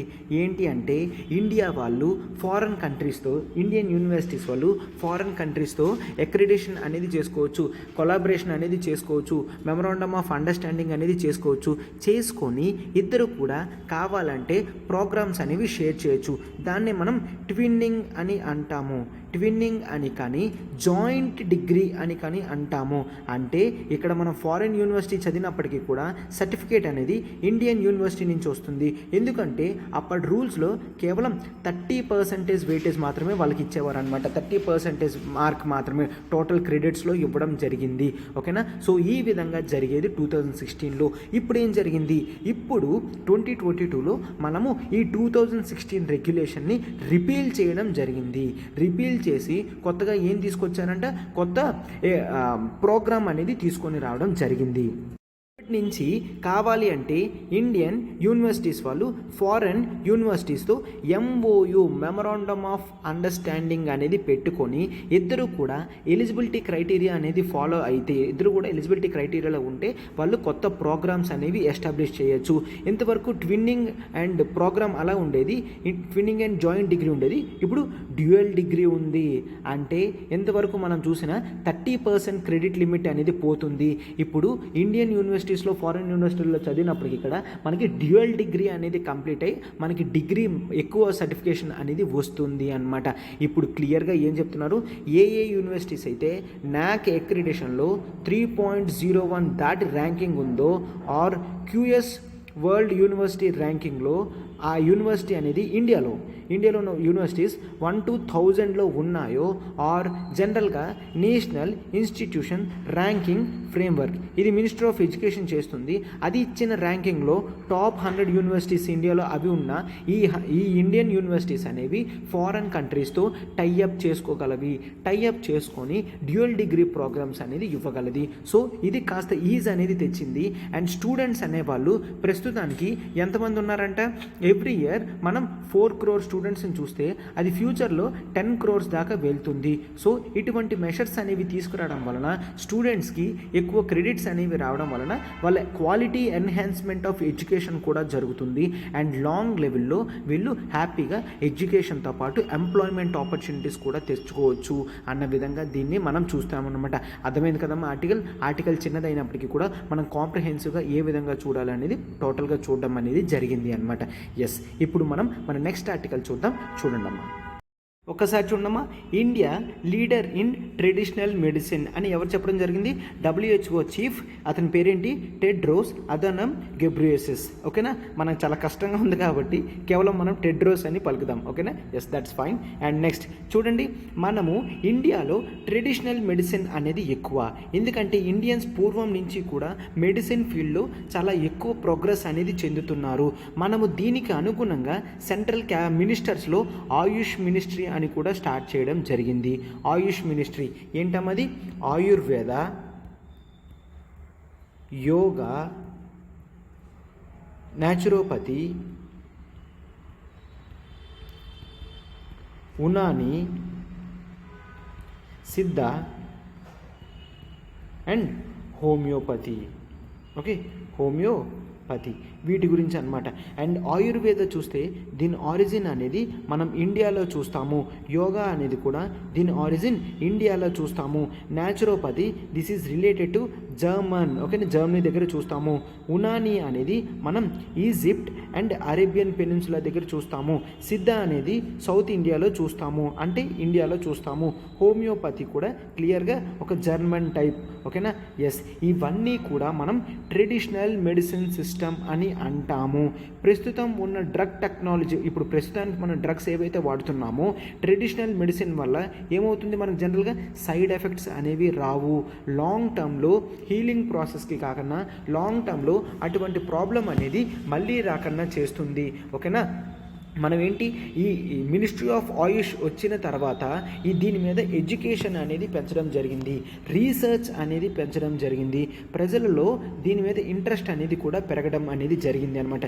దీన్ని ఇండిజీనియస్ మెడిసిన్ సిస్టమ్ అని అంటారు, ఓకేనా. మనం ట్రెడిషనల్ మెడిసిన్స్ కన్నా వెస్ట్రన్ మెడిసిన్స్ వాడితే మనకి కాస్ట్ అనేది ఎక్కువ అవుతుంది. బట్ ట్రెడిషనల్ మెడిసిన్స్ వల్ల లాంగ్ టర్మ్ యూసేజ్ అండ్ తక్కువ మెయింటెనెన్స్ అనేది మనకు అవుతుందన్నమాట, ఓకేనా. ఎస్, సో ట్రెడిషనల్ మెడిసిన్స్కి వెళ్ళడం మనకి చాలా మంచిది. మన హెల్త్ కేర్ సిస్టమ్ కూడా మనం indigenous and alternative medicine system అని దీన్ని అంటాము. ఆల్టర్నేటివ్ మెడిసిన్ సిస్టమ్ అని అంటామన్నమాట. ఇండియా ఈ ట్రెడిషనల్ మెడిసిన్ సిస్టంలో వరల్డ్ లీడర్గా ఉంది అని క్లియర్గా చెప్పడం అనేది జరిగింది అనమాట. అర్థమైంది కదమ్మా. సో ఒకసారి ఇక్కడ ఆర్టికల్లో ఏం చెప్తున్నారు అంటే, ఇండియాలో ఒక సెంటర్ అనేది ఎస్టాబ్లిష్ చేయడం జరిగింది. ఏంటి అది? Global centre for traditional medicines అనేవి పెట్టడం జరిగింది. ఈ మెడిసిన్స్ దీంట్లో ఏం జరుగుతుంది, రీసెర్చ్ అండ్ డెవలప్మెంట్ అనేది ఇండియాలో జరగడం అనేది జరుగుతుంది. ఈ రీసెర్చ్ అండ్ డెవలప్మెంట్ వలన మనం కొత్త అమౌంట్ ఆఫ్ డేటా మీద, ఇన్నోవేషన్ మీద, సస్టైనబిలిటీ మీద చూస్తాము. అండ్ నెక్స్ట్ WHO వాళ్ళు ఏం చెప్తున్నారంటే, ఇండియాస్ కంట్రిబ్యూషన్స్ అండ్ పొటెన్షియల్ అనేది ఈ ఫీల్డ్లో చాలా ఎక్కువ అనేది ఉన్నది. సో ఇండియాతో పార్ట్నర్షిప్ చేయడం అనేది ఒక చాలా గ్రేట్ రెస్పాన్సిబిలిటీగా ఫీల్ అవుతున్నాము. అండ్ ఇండియా కూడా గ్రేటర్ హ్యుమానిటీ గురించి ఆలోచించి ఇటువంటి డెసిషన్ అనేది తీసుకుంటుంది. అండ్ నెక్స్ట్ ఇండియా యొక్క రిచ్ లెగసీ ఆఫ్ ఆయుర్వేద గురించి, వీటి గురించి కూడా వరల్డ్ మొత్తం మాట్లాడుకుంటున్నారు. మనకి కేవలం హెల్త్ మాత్రమే, ఫిజికల్ హెల్త్ మాత్రమే కాదు, social health, mental health, environmental health, వీటి మీద కూడా ఆయుర్వేదాలో క్లియర్గా చెప్పడం అనేది జరిగింది. కొంతమంది ఏమంటారు అంటే, ఆయుర్వేద అనేది నాలెడ్జ్ ఆఫ్ లైఫ్ కాబట్టి దాన్ని కొంతమంది 5th వేద కింద కూడా పిలుస్తారు. ఆయుర్వేదాన్ని చాలామంది 5th వేద కింద కూడా పిలుస్తారనమాట. సో ఈ ఆర్టికల్ అనేది మనం ఈ మాత్రం చూస్తే మనకి అర్థమవుతుంది, సరిపోతుందమ్మా. కావాల్సినంత ఇన్ఫర్మేషన్ అనేది మనం ప్రొవైడ్ చేయడం జరుగుతుంది. So global centre for traditional medicines, okay, GCTM అనేది ఇండియాలో రాబోతుంది అనమాట, గుజరాత్ జామ్నగర్ దగ్గర, ఓకేనా. సో ఇన్ఫర్మేషన్ సరిపోతుంది. ఆన్సర్ రైటింగ్లో కూడా ఏ విధంగా ఉండాలో, your conclusion should be Ayurveda is taken as knowledge of life and is deemed to be 5th వేద అని రాస్తే సరిపోతుంది అనమాట, ఓకేనా. ఎస్, ఇప్పుడు మనం మన నెక్స్ట్ ఆర్టికల్లోకి వెళ్తున్నాం, చూడండి అమ్మా. మనకి non linkage of Aadhaar must not effect ration అని హైకోర్టు అనేది చెప్పడం జరుగుతుంది. అసలు ఏం జరిగింది ఇక్కడ, ఒడిషా గవర్నమెంట్ ఏం చెప్పింది, ప్రజలకి ఎవరికైతే రేషన్ కార్డ్స్ లేవో రేషన్ కార్డ్స్ని అప్లై చేసుకోండి, లేదు రేషన్ కార్డ్స్ ఉన్నాయంటే వాటిని ఆధార్ కార్డుతో అనుసంధానం చెయ్యండి అని చెప్పారు. అంటే ఇంటిగ్రేట్ చేయమని చెప్పారనమాట. సో ఇప్పుడు చాలా రిపోర్ట్స్ అనేవి ఒడిషాలో రావడం జరిగింది. ఏంటంట, ఆధార్ కార్డ్ని వాళ్ళ బ్యాంక్ అకౌంట్తో కానీ లేదంటే రేషన్ కార్డుతో కానీ లింక్ చేయకపోతే వాళ్ళకి PDS కింద, అంటే పబ్లిక్ డిస్ట్రిబ్యూషన్ సిస్టమ్ కింద మనకి నేషనల్ ఫుడ్ సెక్యూరిటీ యాక్ట్ అనేది ఉంటుందన్నమాట. నేషనల్ ఫుడ్ సెక్యూరిటీ యాక్ట్ ప్రకారం మనకి ప్రతి ఒక్కరికి కూడా ఎవరైతే కొన్ని క్రైటీరియా అనేది ఇవ్వడం జరుగుతుంది, అవి మీట్ అయితే వాళ్ళకి ఫుడ్ అనేది సబ్సిడైజ్డ్ ప్రైసెస్లో ఇవ్వడం జరుగుతుంది, ఓకేనా. అది నేషనల్ ఫుడ్ సెక్యూరిటీ యాక్ట్లో ఉండడం అనేది జరిగింది అనమాట. సో దానికి అనుగుణంగా ఉండాలి అని ఇలా చెప్పితే సో ఎవరెవరైతే చేసుకోలేదో వాళ్ళకి పీడిఎస్ కింద ఫుడ్ గ్రెయిన్స్ అనేవి ఇవ్వడం మానేశారు. సో ఇవి చాలా నియర్లీ సమ్ 2000 కేసెస్ దాకా కోర్ట్ అనేది అబ్జర్వ్ చేయడంతో కోర్ట్ ఆ కేసుని తీసుకొని కాగ్నిజెంట్గా తీసుకొని కేసుని అనేది ఏం చెప్తుంది, ఎవరి డిస్ట్రిక్ట్ కలెక్టర్స్ అందరికీ కూడా ఇన్స్ట్రక్షన్స్ అనేవి ఇచ్చిందనమాట. నేను చాలా క్లియర్గా చెప్తున్నాను. ఏంటి అంటే ఆధార్ కార్డ్ని బ్యాంక్ అకౌంట్తో కానీ పీడిఎస్ డేటాబేస్తో కానీ లింక్ చేయలేదు అని మీరు వాళ్ళకి రేషన్ అనేది కట్ చెయ్యొద్దు అని క్లియర్గా చెప్పడం జరిగింది. ఎందుకమ్మా, మనం ఒక్కసారి చూడండి, మనకి right to food, okay, right to food అనేది జనరల్గా ఉండాలి. రైట్ టు లైఫ్ ఆర్టికల్ 21 కింద ప్రతి ఒక్కరూ కూడా వీలైనంత వరకు ఫుడ్ అనేది డైలీ బేసిస్ మీద కన్జ్యూమ్ చేయాలి. ఇండియా అనేది ఒక సోషలిస్ట్ కంట్రీ, రైట్? ఇండియా అనేది ఒక సోషలిస్ట్ కంట్రీ. సోషలిస్ట్ కంట్రీలో స్టేట్ పూర్ పీపుల్ ఉన్నారు అంటే వాళ్ళ అవసరం అనేది తీర్చడం స్టేట్ బాధ్యత. సో ఇక్కడ స్టేటే మెషర్స్ తీసుకోవాల్సింది. బట్ స్టేట్ ఇక్కడ ఒడిషా గవర్నమెంట్ ఏం చెప్పింది, ఎవరైతే లింక్ చేయలేదో అని. సో స్టేట్ ఇక్కడ ఖచ్చితంగా హార్ష్ మెషర్స్ అనేవి తీసుకోకూడదు. సో అకౌంట్ లింక్ చేయలేదు ఆధార్తో కదా అని చెప్పేసి వీటిని ఆపకూడదు అని చెప్తున్నారనమాట. బట్ స్టేట్ ఏం చెప్తుంది, ఇట్లాగా లేకపోతే సొసైటీలో పిల్ఫ్రేజెస్ ఆర్ కరప్షన్స్ అనేవి జరుగుతుంది. చాలా వరకు కూడా ప్రజలకి రేషన్ ఇవ్వనప్పటికీ కూడా ఇచ్చాము అని మధ్యలో ఉన్న దళారులు ఆర్ మధ్యలో ఉన్న పీపుల్ వాళ్ళు ఎక్కువ కరప్షన్ అనేది చేసేస్తున్నారు. ఈ పిల్ఫ్రేజెస్ అంటే లీకేజెస్ని కంట్రోల్ చేయడానికి మేము ఈ విధంగా తీసుకొస్తున్నాము అని స్టేట్ గవర్నమెంట్ చెప్పుతున్నప్పటికీ, so but at any cost ఈ మెషర్స్ అన్నీ కూడా స్టేట్ గవర్నమెంట్ చూసుకోవాలి, కానీ ప్రజలకి రేషన్ కార్డ్ సప్లై లేకుండా చేయకూడదు. ఎందుకు అంటే ఇప్పటికీ కూడా చాలామంది పీపుల్ 3 times ఫుడ్ అనేది తినలేకపోతున్నారు. బట్ గవర్నమెంట్ స్టేట్ అనేది బాధ్యతగా తీసుకొని పూర్ పీపుల్కి ఫుడ్ అనేది సప్లై చేయడం చాలా ఇంపార్టెంట్, ఓకేనా? సో ఇది అమ్మ ఆర్టికల్. అంటే మీకు దీన్ని బట్టి ఏమర్థమైంది, ఆధార్ అనేది మ్యాండేటరీ చేయలేదు. సో మ్యాండేటరీ చేయనప్పుడు ఇటువంటి వెల్ఫేర్ మెషర్స్ అప్పుడు ఒక సోషలిస్ట్ కంట్రీ అయిన ఇండియా ఇటువంటి మెషర్స్ అనేవి తీసుకోకూడదు అని క్లియర్గా హైకోర్టు అనేది అభిప్రాయపడుతుందన్నమాట. సో ఇది మీకు అర్థమైతే మీరు ఆన్సర్ అనేది ఏ విధంగా అయినా ఆన్సర్ ఫార్మేట్లో ఇచ్చినప్పుడు మీరు రాయగలరు అనమాట, ఓకేనా? ఎస్, మనం మన నెక్స్ట్ ఆర్టికల్కి వెళ్తున్నాం. చూడండి అమ్మా, ఇక్కడ నెక్స్ట్ ఆర్టికల్ చూడమ్మా, war to test resilience of global financial system అన్నమాట. గ్లోబల్ ఫినాన్షియల్ సిస్టమ్ అంటే ఏంటి అంటే, గ్లోబలైజేషన్ వరల్డ్లో ప్రతి కంట్రీ కూడా అంటే కంట్రీ ఏ, బి, సి, డిఈ అన్నీ కూడా ఒక ఫినాన్షియల్ సిస్టమ్కి లింక్ అయి ఉంటుంది. అంటే ఒక్క దగ్గర డిస్రప్షన్ ఆర్ చేంజ్ అనేది వచ్చినా ప్రతి ఒక్కరికి కూడా ఎఫెక్ట్ అనేది జరుగుతుంది అనమాట. ఈ వాక్యం ఎందుకు చెప్పింది అంటే, రష్యాకి ఉక్రెయిన్కి వార్ అనేది జరుగుతుంది. వార్ టైంలో ఏమవుతుంది, రష్యా నుంచి ప్రొడక్ట్స్ అండ్ ఉక్రెయిన్ నుంచి ప్రొడక్ట్స్ అనేవి సరిగ్గా గ్లోబ్ మొత్తం కూడా వెళ్ళవు. గ్లోబ్ మొత్తం కూడా ఇలా వెళ్ళకపోతే ఏమవుతుంది, ప్రొడక్ట్స్ సడన్గా వాటి సప్లై అనేది పడిపోతుంది. వాటి సప్లై అనేది ఎప్పుడైతే పడిపోతుందో దాని డిమాండ్ అనేది అలానే ఉంటుంది. కాబట్టి ప్రైసెస్ అనేవి ఆటోమేటిక్గా షార్టప్ అయిపోతాయి.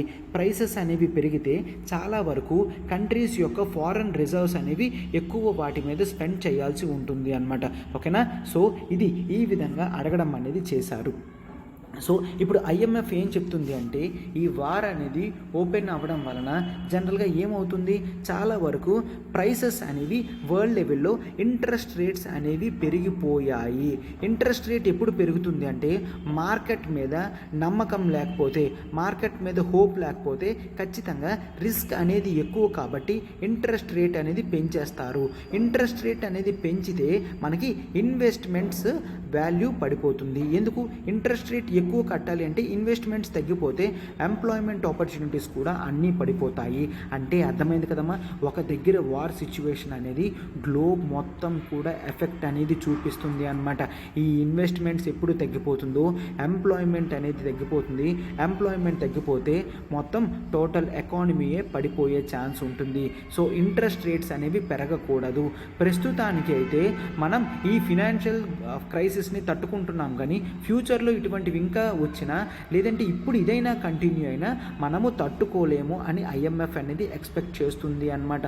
సో ఈ గ్లోబల్ ఫినాన్షియల్ సిస్టమ్ అనేది మనం చాలా జాగ్రత్తగా వార్స్తోని కాకుండా పీస్ఫుల్తో మనం కాపాడుకోవాలి అని చెప్పడం జరిగింది. అండ్ నెక్స్ట్ వీటికి గల కారణం ఏమని చెప్తుంది అంటే ఇక్కడ జనరల్గా చూడండమ్మా, రష్యాతో చాలా బ్యాంక్స్ అనేవి డైరెక్ట్ అండ్ ఇండైరెక్ట్ లింక్స్ అనేవి పెట్టుకుంది. సో వీటి వలన ఇప్పుడు రిస్క్ అనేది వచ్చింది. అండ్ కోవిడ్ సిచ్యువేషన్స్ తర్వాత కమోడిటీ మార్కెట్ కూడా చాలా ఎఫెక్ట్ అయ్యింది. అండ్ రష్యా నుంచి వచ్చే కమోడిటీస్ మీద మార్కెట్ కూడా ప్రభావం పడి కమోడిటీ మార్కెట్ అనేది బాగా డిస్రప్షన్కి చెందింది.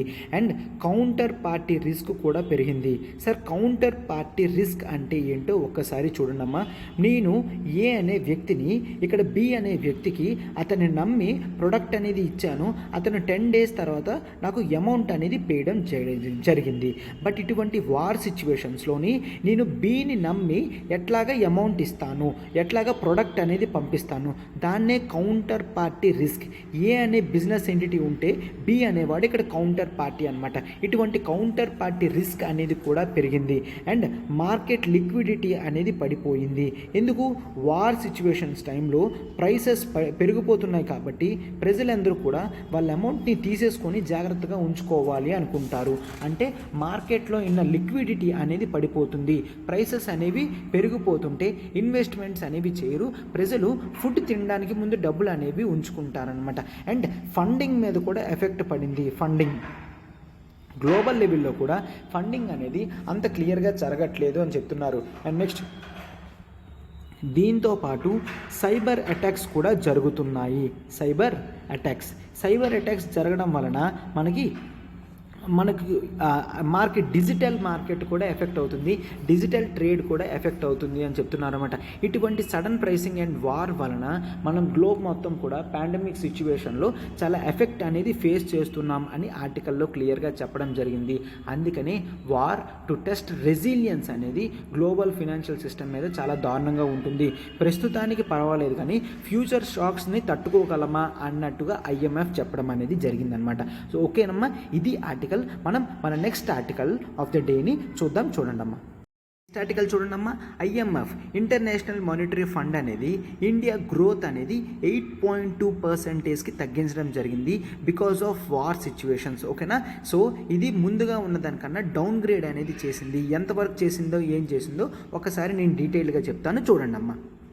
IMF అనేది ఇండియా గ్రోత్ ఈ ప్రీవియస్ ఇయర్ 9% ఉంటుంది అని అనుకుంటే ఎక్స్పెక్ట్ చేస్తే ఇప్పుడు ఈ వార్ సిచ్యువేషన్స్ వలన ఈ ఇయర్ GDP గ్రోత్ మనం 8.2% మాత్రమే చూస్తాము అని 0.8% రిడక్షన్ అనేది ఇవ్వడం జరిగింది. ఎందుకు? ఇది గ్లోబ్ మొత్తం కూడా ఇదే ఎఫెక్ట్ చూపిస్తుంది అని చెప్పడం జరిగింది అనమాట. ఈ సినారియో ఇండియా మీద చూపించడం అనేది కూడా జరుగుతుంది. సార్ ఇండియా మాత్రమే ఎఫెక్ట్ అవుతుందా? లేదమ్మా, మనకి ఇక్కడ చైనా కూడా ఎఫెక్ట్ అవుతుంది. ఏంటంట, చైనా కూడా ముందు 8.1% అనేది 2021లో ఉంటే బట్ ఈ ఇయర్ మాత్రం 4.4% గ్రోత్ రేట్ మాత్రమే ఉంటుంది అని చెప్పడం జరిగింది అనమాట. ఎందుకంటే దీనికి చాలా కారణాలు ఉన్నాయి. మెయిన్ ఏంటి అంటే రష్యా ఉక్రెయిన్ ఈ వార్ సిచ్యువేషన్స్లో మనకి ప్రైసెస్ అనేవి పెరుగుతున్నాయి. గ్లోబ్ మొత్తం కూడా ఎక్స్పెన్సెస్ అనేవి పెరుగుతున్నాయి అన్నమాట. డిస్రప్షన్స్ అనేవి జరిగాయి. వరల్డ్ మొత్తం కూడా అవుట్పుట్ అనేది 3.6% యావరేజ్గా చూడగలది అని చెప్తున్నారనమాట. బట్ నెక్స్ట్ ఇయర్ కల్లా 6.1 చూస్తుంది, కానీ ఈ ఇయర్ మాత్రం 3.6 చూస్తుంది అని క్లియర్గా చెప్పడం జరిగింది. ఇది గ్రేటర్ హ్యుమానిటేరియన్ క్రైసిస్ కూడా తీస్తుంది అని చెప్తున్నారనమాట ఉక్రెయిన్ వార్ అనేది. ఎందుకు? చాలా వరకు కూడా significant slow down in trade and commodity market and financial channels అనేది చేయడం జరిగింది. Commodity market, trade market, financial market అంతా కూడా తగ్గుతుంది అని చెప్తున్నారు. IMF ఏం చెప్పారంటే ఏషియన్ కంట్రీస్లో జపాన్ అండ్ ఇండియా ఎక్కువ శాతం తగ్గడం అనేది చూస్తుంది అని. ఎందుకు ఇండియాలో తగ్గుతుంది అంటే ఇండియాలో నెట్ ఎక్స్పోర్ట్స్ అనేవి తగ్గిపోయాయి. ఇండియా నుంచి బయట కంట్రీకి వెళ్ళే ఎక్స్పోర్ట్స్ అనేవి తగ్గిపోయాయి. ఎక్స్పోర్ట్స్ అనేది తగ్గిపోతే ఫారెన్ ఎక్స్చేంజ్ రిజర్వ్స్ అనేవి మనకు రావాల్సినవి తగ్గిపోతాయి. అండ్ తర్వాత డొమెస్టిక్ డిమాండ్ కూడా చాలా పూర్గా ఉన్నది. డొమెస్టిక్ డిమాండ్ తక్కువ ఉంటే GDP కూడా పెరగదు కదమ్మా. అండ్ నెక్స్ట్ ఆయిల్ ప్రైసెస్ కూడా ఎక్కువ ఉన్నాయి. సార్ ఆయిల్ ప్రైసెస్కి దీనికి లింక్ ఏంటి? ఆయిల్స్లో మనం 80% ఆయిల్ అనేది ఇంపోర్ట్ చేసుకుంటున్నాం.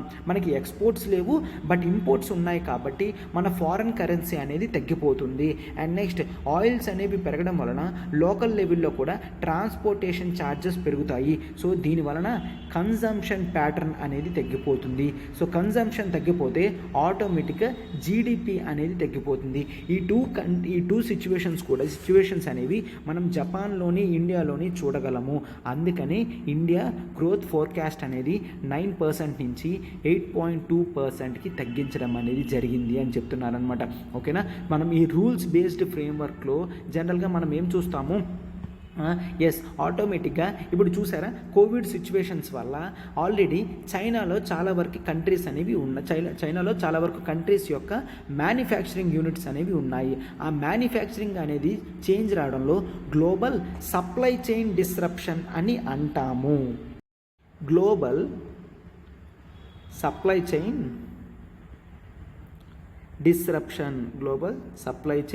డిస్రప్షన్ అని అంటామన్నమాట. చాలా దారుణంగా రావడం జరిగింది. సో ఇప్పుడు సప్లై లేదు సరిగ్గా, కరోనా సిచ్యువేషన్, తర్వాత రష్యా ఉక్రెయిన్ వార్ అనేది జరుగుతుంది. గ్లోబల్ లెవెల్లో ఈ ట్రేడ్ షాక్స్ అనేవి చూస్తున్నాయి, ట్రేడ్ బ్యాలెన్సెస్ అనేవి చేంజ్ అయిపోతున్నాయి. కొన్ని కంట్రీస్ ఎక్స్ట్రీమ్ సిచ్యువేషన్స్ లైక్ శ్రీలంకలో వెళ్ళిపోతున్నారు. సో ఎక్స్టర్నల్ డిమాండ్ కూడా లేదు, ఇంట్రెస్ట్ రేట్స్ అనేవి పెరుగుతున్నాయి. ఇవన్నీ మీరు ఇంటర్లింక్ చేసుకోగలిగితే టోటల్గా మీరు దీన్ని చేయగలరు అనమాట. ఎందుకంటే నియాన్ గ్యాస్ ప్రొడక్షన్ అనేది జనరల్ ఎగ్జాంపుల్ మనం తీసుకుంటే నియాన్ గ్యాస్ ప్రొడక్షన్ అనేది మనం రష్యా నుంచి ఉక్రెయిన్ నుంచి చూస్తాము. అండ్ సిలికాన్ చిప్స్ కూడా మనము చాలా వరకు ఎక్కడ చూస్తాం, రష్యా ఉక్రెయిన్ ప్లేసెస్లో చూస్తాము. సో ఈ కంట్రీస్ అనేవి వార్ ఉన్నప్పుడు వాటి మీద డిమాండ్ అనేది పడిపోతుంది. అవునా, వాటి మీద సప్లై అనేది పడిపోతుంది, డిమాండ్ అలానే ఉంటే ప్రైసెస్ అనేవి పెరిగిపోతుంది.